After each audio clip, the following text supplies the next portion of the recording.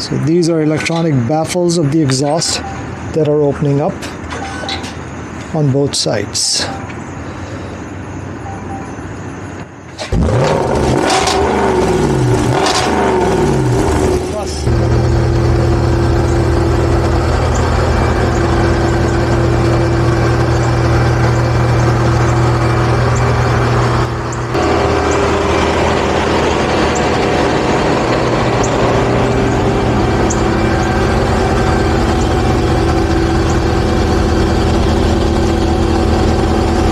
Everybody, this is Imran Jamil once again with my assistant, Mr. Talha Jamil, who's going to be assisting with this review. So we've been thinking about it for a long time. It's been a while since I put another car review. I think the last one was the Tesla Plaid that I test drove, or Plaid, however you want to pronounce it. I still get confused about it because it's spelled as Plaid, yet it's called Plaid most of the times. So wanted to just come up and today do a long-term review or an owner's review of this excellent, one of the, I guess, best kept secrets of the automotive world in the US. That is that Jaguar F-Pace SVR. It's a handful, but what is this? You've seen plenty of F-Paces all around. What makes this one different is obviously some of the packaging. So if you look at that, it looks pretty much the same except for some body paneling, and they've done a great deal to make it look different from the regular F-Pace. Going around the car, they've made several changes in the body paneling. So for instance, these side skirt types are added to the side, and then these vents, these are functional vents that are not part of the overall body panels in the regular F-Pace. The rims are pretty similar, they're shared, but the tire sizes are different. So the front in this one has the 21-inch package, and it also comes with 22 inches. My last one, being the S, had 22 inches, but I did not like the ride quality with those 22 inches. So these are a little bit better, even though this has a much stiffer, about 30% stiffer suspension. This comes in the front, they're staggered. So in the front, they're 265, 45, R21, and in the back, 295, 40 R21s. So again, 295 is a great number and good width. And you come to the back, and over here you see the whole panel is different. Like these lights, reflector lights, they have created this panel so it's got a wider stance than the regular one. And then you got excellent, I mean, in this day and age, it's just very hard to find the kind of exhaust pipes. Forget the look. This is probably the best sounding automobile on the road. And again, the SVR badging and overall packaging and look they've done is pretty well.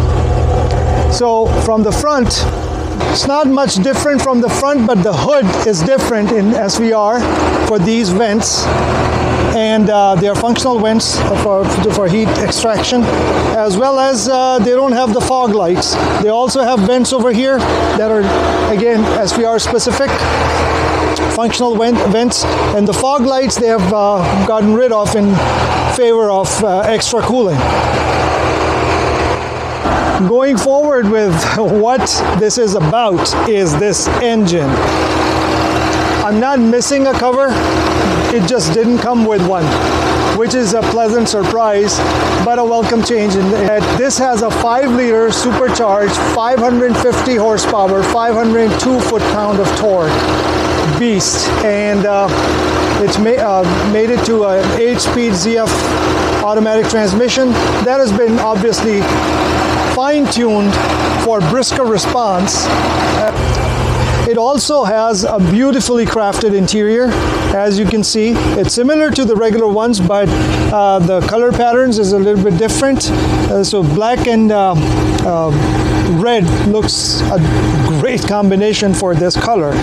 And it's got the updated seats, which are sports seats, and the regular Jaguar seats that are the top of the line seats had some more adjustments to it. So these seats are comfortable enough, but from a personal preference, and that's a gripe, that's not really an issue because these are excellently crafted seats. So it does come with heads-up display, but it's not part of the package for this one. And let me show you the main difference in the controls of the seat. So besides the padding, it's got 16 or 18 way, so you got the side bolster adjustments, 4-way lumbar support, front and back, up and down on both ends, front and back, and again this also reclining support. There is another thigh extender in the regular seat that Jaguar offers, the top of the line seat, that is not part of this seat package. So it's a give or take. This seat looks much better, more aggressive. It's got these really good aluminum accents and Jaguar written over it. So beautifully crafted interior. The newer one is even better and way better than this one, but this one I have no complaints whatsoever. The other difference between this one and the regular seating package is that in the regular one, these rear seats are power recline. They recline a little bit, but it's power recline, so that's a good feature to have. Now we come to the trunk. It's very similar. It does have a lot of room, so about 33 to 34 cubic feet or 650 liters of space in here. Comes with nice Jaguar, I guess grocery bucket that you just stuff is not laying around. Then the major difference over here is that over here in the regular one, on the sides they have given the seat release right from here. In this one, for rigidity or some extra, I guess, parts that they've put for rigidity, it's not here. Yeah, but you can fold the seats from here, so it is still foldable seats.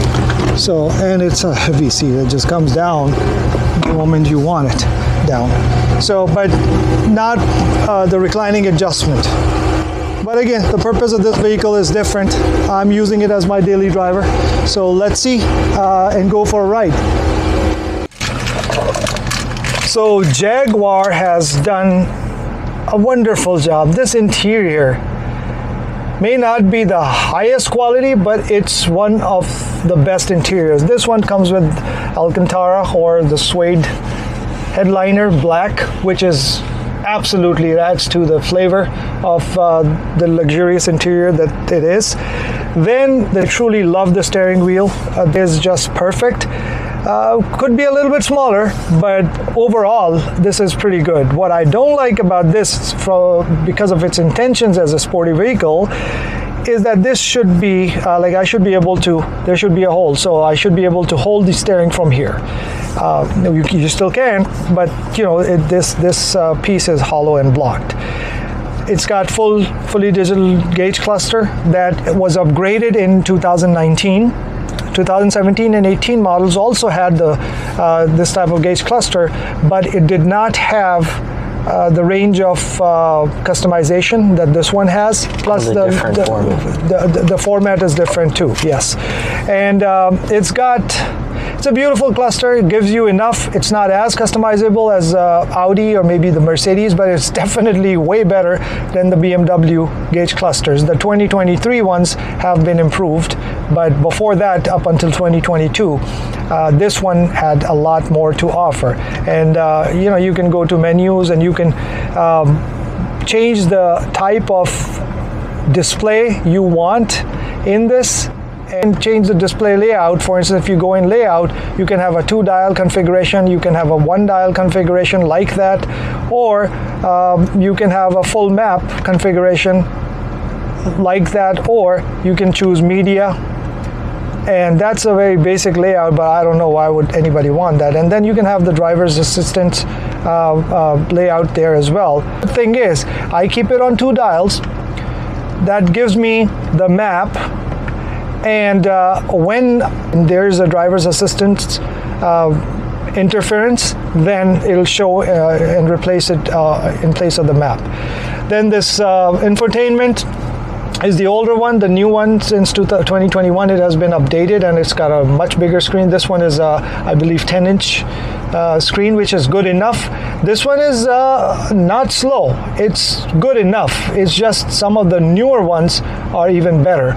So, and even for this year, 2020, some of the other vehicles and manufacturers had a better performing display.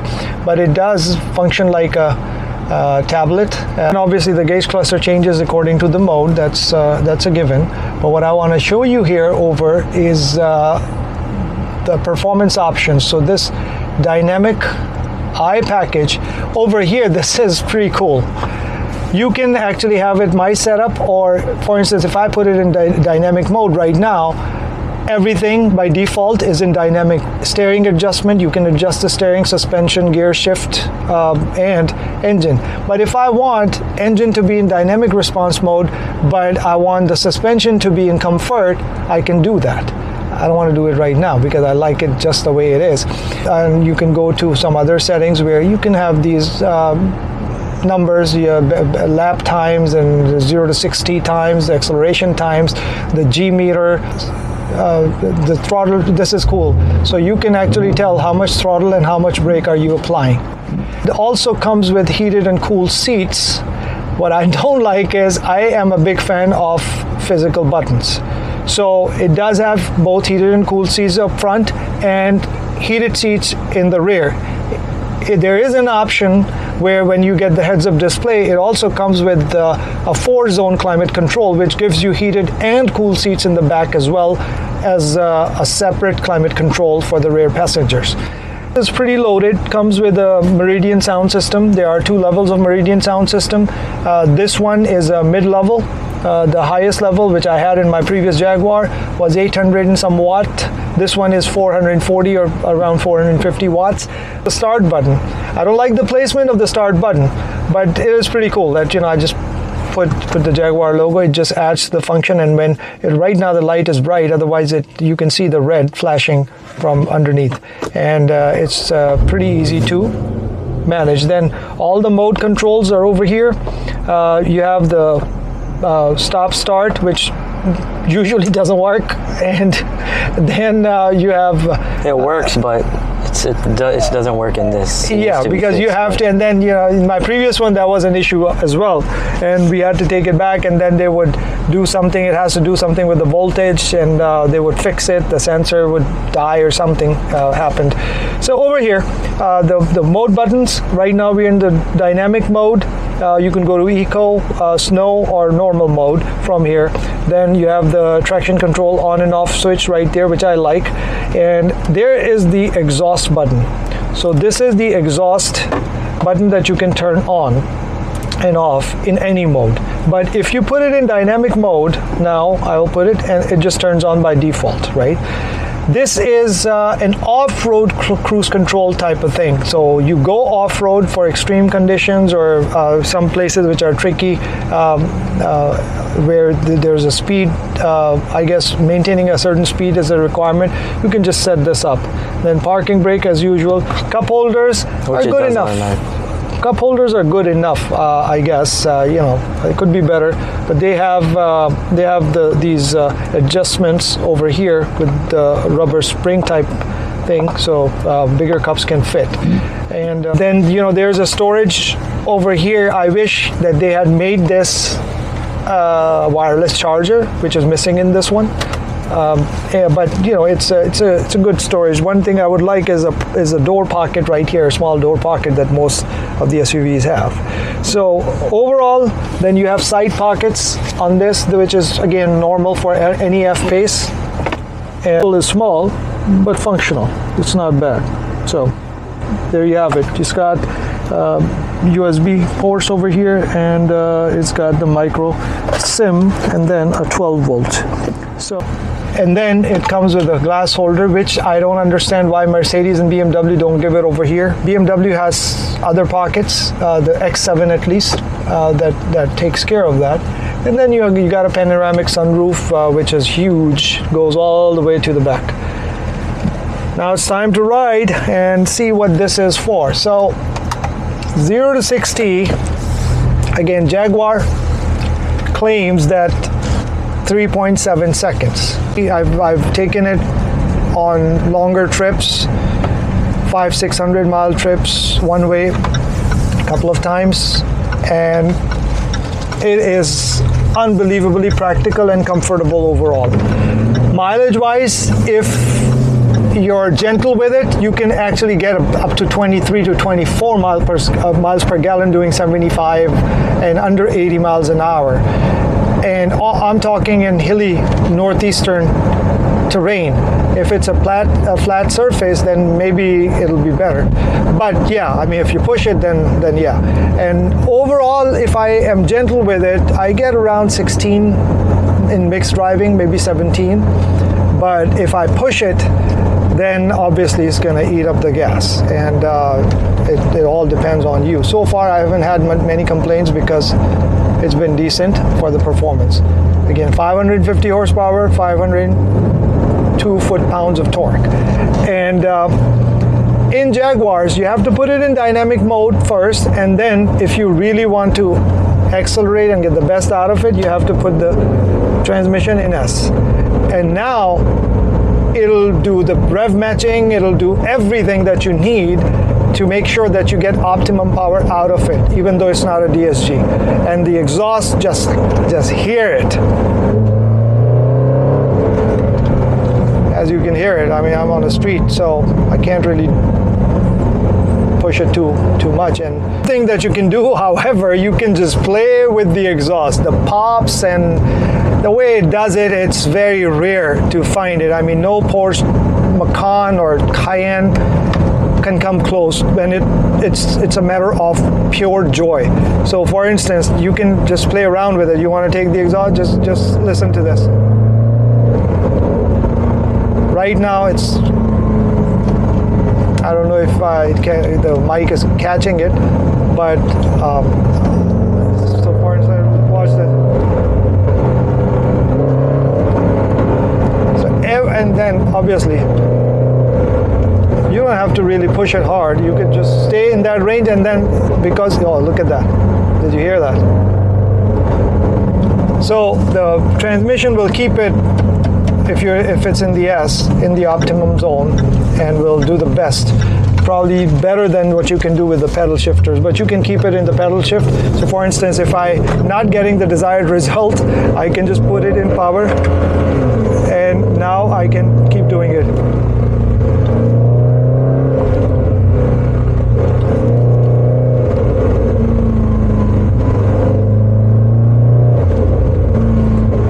Yeah, I hope Mike is catching it.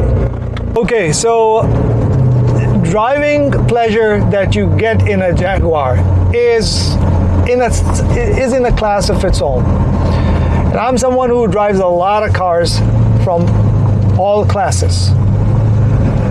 The steering feel, the overall handling, oh gosh, every time, this never fails. And then see, if you're in S, it'll just keep it there, so you feel the whole power band. Okay, so now we get onto the highway. So you can take these curves like nobody's business. And the response from the supercharged engine is something to be experienced. And obviously there's a lot of traffic, and I'm on public roads, so I have to be a little bit mindful. But the overall driving feel, the driving position, the steering feel, more than anything else, it's probably the perfect steering response that you can imagine from an SUV. And this is an SUV, but it handles like a sports car, literally. You do feel weight, so if you're going in twisties and all, in extreme situations, weight is evident, but overall, it is way more than anybody should need. It's an absolutely fantastic SUV. Couple of gripes I have. Ride quality is not the best. Is okay for the performance-oriented vehicle, but on rough roads, it is somewhat jarring. And if you want to have this much performance with this much practicality and this level of power, you have to be able to control it. The brakes are absolutely fantastic. However, you gotta get used to the brake pedal feel, which is a little bit, I would say, on the mushier side. First time you press it, if you're not used to it, you're like, oh, is it gonna stop? But then the brake starts holding, and they hold really well. Overall, reliability-wise, so far so good with the SVR. Got about 35,000 miles on it now, and still under warranty. And that's why I've tested it in every way, shape, or form I can, except going off-road, and it has really performed well. So why is it an underrated SUV, or why people don't talk about it? I give the blame to Jaguar themselves, because first of all, the marketing. Secondly, their ex-CEO who just came and basically trashed all the plans for internal combustion engines and said that they want to be electric by 2025. This is the last of the breed, guys. So there's a newer shape available from 2021, and if you can get your hands onto it, it is not a cheap SUV. Obviously, these run anywhere from $90,000 to $110,000, depending upon the packaging in the US. You can get a really good used one with low miles, under warranty, around, I would say, under $60,000, but most of them you will find 2020 and above. Gosh, yeah, this is the thing that you have to get control over, that is just too tempting to just play around. And the sensation, the feel, everything is something to be experienced.